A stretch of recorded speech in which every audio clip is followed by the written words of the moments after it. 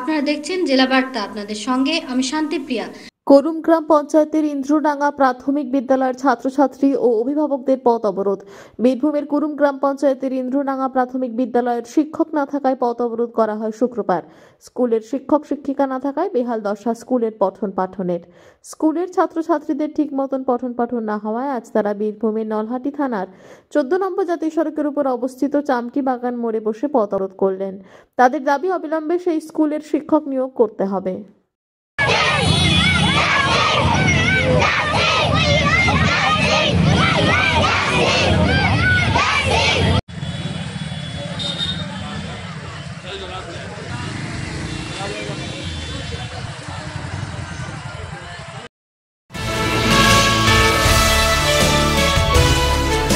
তিলোত্তমার বিচার চেয়ে দুর্গাপুজোর অনুদান ফেরালো মহিলা দ্বারা পরিচালিত দুর্গাপুজো কমিটি।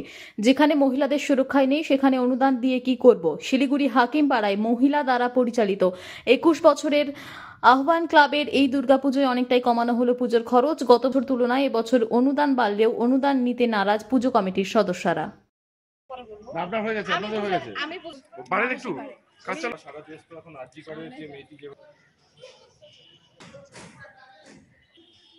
পুজোর অনুষ্ঠান তো সেরকম আমাদের পঞ্চমী থেকে শুরু হয়।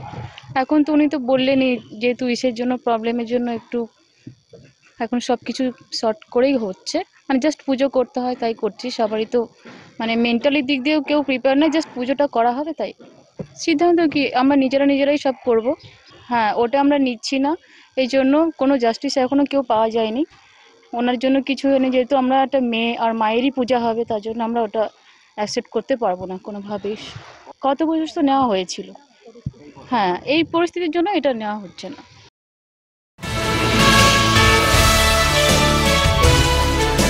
ইংরেজবাজার ব্লকের কাজীগ্রাম অঞ্চলের মালদা জেলা প্রশাসনের উদ্যোগে প্লাস্টিক ওয়েস্ট ম্যানেজমেন্ট প্রকল্পের উদ্বোধন হয়ে গেল আজ। শুক্রবার কাজীগ্রাম অঞ্চলের শ্রীরামপুরে 16 লক্ষ টাকা বরাদ্দে নবনির্মিত প্লাস্টিক ওয়েস্ট ম্যানেজমেন্ট প্রকল্পের উদ্বোধন হয়। উদ্বোধনী অনুষ্ঠানে উপস্থিত ছিলেন অতিরিক্ত জেলা শাসক পীযূষ সালসকে, জেলা পরিষদের সভাধিপতি লিপিকা বর্মন ঘোষ, রাজ্যসভার সাংসদ মৌসম নূর, জেলা পরিষদ সদস্য প্রতিভা সিং সহ অন্যান্যরা। তাদের সকলের উপস্থিতিতে জেলা পরিষদের সভাধিপতি ফিতে কেটে আনুষ্ঠানিকভাবে প্লাস্টিক ওয়েস্ট ম্যানেজমেন্ট প্রকল্পের উদ্বোধন করেন। সেই সঙ্গে বিভিন্ন এলাকা থেকে বর্জ্য প্লাস্টিক সংগ্রহের জন্য 2টি ই-কার্ড প্রদান করেন বলে জানা গেছে।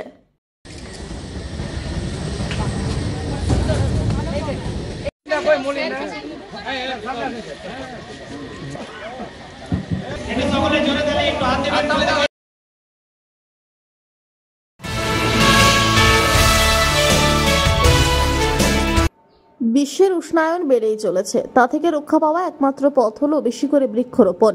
এছাড়াও দূষণের মারণ রোগে আক্রান্ত আমাদের বিশ্ব প্রকৃতি। এই কঠিন অসুখের এক অন্যতম ঔষধ বৃক্ষরোপণ।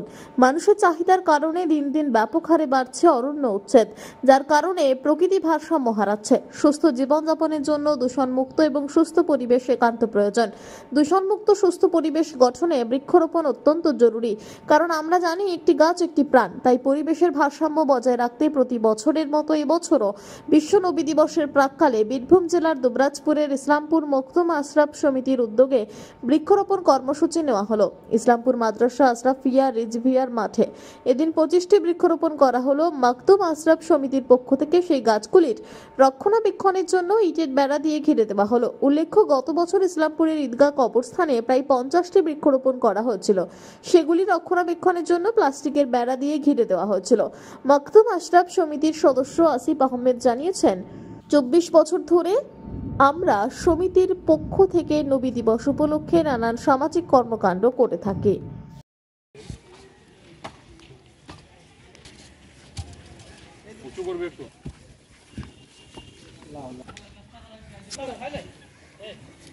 ইমার্জেন্সি আছে, ইয়ে নাই।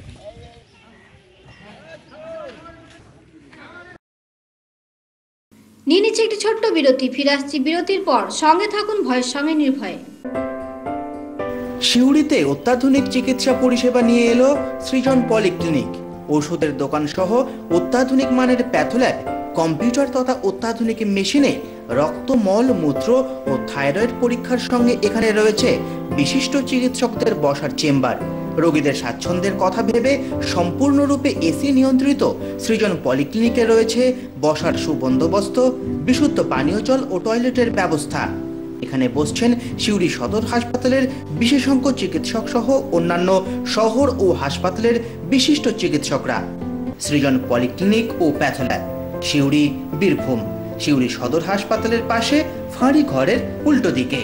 Mobile number 8373071019, 9474437713, 9434326822। ফিরে এলাম বিরতির পর। মারধর এমনকি পোশাক খুলে নেওয়া হয়, অপমানে আত্মঘাতী এক ব্যক্তি। ঘটনায় ব্যাপক চাঞ্চল্য ইস্টার্ন বাইপাস আশিঘর সংলগ্ন এলাকায়। প্রতিবাদ জানাতে মৃতদেহ নিয়ে পথ অবরোধ এলাকাবাসীদের। পেশায় ছিলেন একজন গাড়ি চালক। প্রসঙ্গত, গতকাল রাতে ইস্টার্ন বাইপাস এলাকায় কিছু ব্যক্তি তাকে মারধর করে, এমনটাই অভিযোগ। পোশাক খুলে নেওয়া হয়, ছিনিয়ে নেওয়া হয় মোবাইল ও টাকা। ঘটনার পরবর্তী পুলিশে এই ব্যক্তিকে উদ্ধার করে হাসপাতালে নিয়ে যায়। হাসপাতালে চিকিৎসা করানোর পর তাকে বাড়িতে ছেড়ে দেওয়া হয়। অপমান সহ্য করতে না পেরে আত্মঘাতী ওই ব্যক্তি। পরিবারের সদস্যরা ও প্রতিবেশীরা তাকে উদ্ধার করবার পর মেডিকেল কলেজ হাসপাতালে নিয়ে যায়। সেখানেই কর্তব্যরত চিকিৎসকেরা তাকে মৃত বলে ঘোষণা করেন।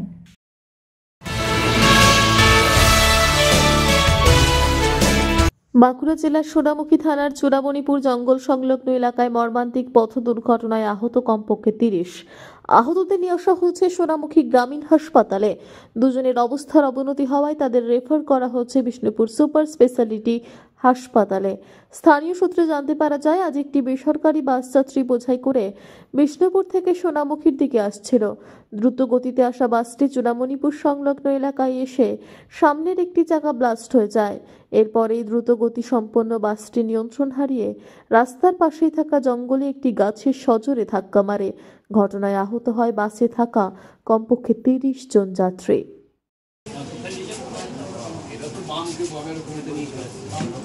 সঞ্জয় বাড়ি, বেসে বাড়ি, যার বেসে বাড়ি।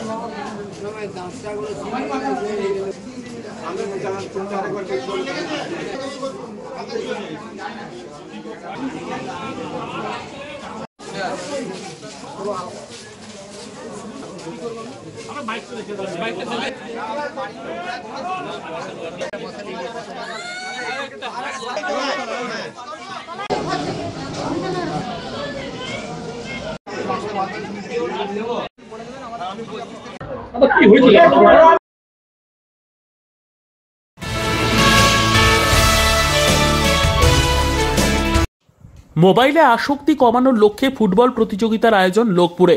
খয়রাশোল ব্লকের লোকপুর থানার আলিয়ট যুব সংঘের পরিচালনায় স্থানীয় ঈদগাহ ফুটবল মাঠে 3 দিবসীয় ফুটবল প্রতিযোগিতা শুরু হয় গত মঙ্গলবার। বৃহস্পতিবার ছিল চূড়ান্ত পর্যায়ের খেলা। বীরভূম, বর্ধমান সহ ঝাড়খণ্ড এলাকা থেকে মোট 16টি দল খেলায় অংশগ্রহণ করে। চূড়ান্ত পর্যায়ের খেলাটি দুবরাজপুর থানার আদমপুর বনাম ঘাটগোপালপুর ফুটবল দল দুটি মুখোমুখি হয়। নির্দিষ্ট সময়ের মধ্যে কোনো পক্ষ গোল করতে না পারায় ট্রাইব্রেকারে নিষ্পত্তি হয়। সেখানে আদমপুর ফুটবল দল জয়লাভ করে। বর্তমান যুব সম্প্রদায়কে মোবাইল ছেড়ে খেলাধুলায় আগ্রহ সৃষ্টি করা পাশাপাশি খেলাধুলো মানুষের মধ্যে মেলবন্ধন ঘটায়। সম্প্রতি ভ্রাতৃত্ববোধ জাগ্রত হয়, সেই সাথে বিনোদনমূলক হিসেবে আনন্দ উপভোগ করে। পাশাপাশি শারীরিক ও মানসিক বিকাশ ঘটে বলে উপস্থিত অতিথিগণ তাদের বক্তব্যে সেই কথা উল্লেখ করেন। পুরস্কার স্বরূপ প্রথম স্থানাধিকারীকে নগদ 17,000 টাকা ও ট্রফি এবং দ্বিতীয় স্থানাধিকারীকে নগদ 10,000 টাকা ও ট্রফি প্রদান করা হয়। এছাড়াও man of the match, man of the goalkeeper সহ বিভিন্ন বিভাগের কৃতী খেলোয়াড়দের পুরস্কৃত করা হয়। এদিন মঞ্চে উপস্থিত ছিলেন লোকপুর থানার ওসি পার্থকুমার ঘোষ, কাঞ্চন দে সহ বহু বিশিষ্ট ব্যক্তিবর্গ। পাশাপাশি গ্রামবাসী হিসেবে ছিলেন হাফিজ সামিউল খান, সিদ্দিক খান, মজু খান, ইয়াকুব খান, আলতাফ খান, আজিজুল খান, এলাম খান সহ গ্রামের বহু বিশিষ্ট ব্যক্তিবর্গ, যুব সম্প্রদায়। একান্ত সাক্ষাৎকারে খয়রাশোল পঞ্চায়েত সমিতির সদস্য শ্যামল কুমার গায়েন এলাকার এ ধরনের খেলা উপহার দেওয়ার জন্য গ্রামবাসীদের অভিনন্দন জানান। সেই সাথে খেলার মাঠের কাগজপত্র সঠিকভাবে জমা দিলে মাঠটির উন্নয়নের ব্যাপারে সমিতির পক্ষ থেকে সহযোগিতা করার আশ্বাস দেন। গ্রামবাসীদের পক্ষ থেকে হাফিজ সামিউল খানও এক সাক্ষাৎকারে খেলা সম্পর্কে বিস্তারিত বিবরণ দেন।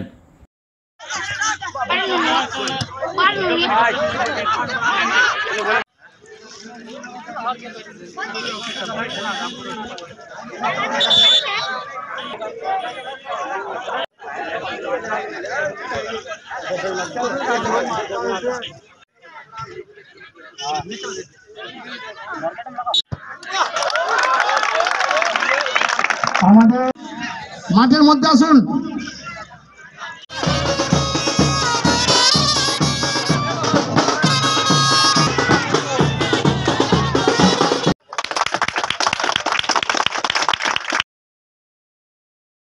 আজকে জেলা বার্তা এই পর্যন্তই। নমস্কার।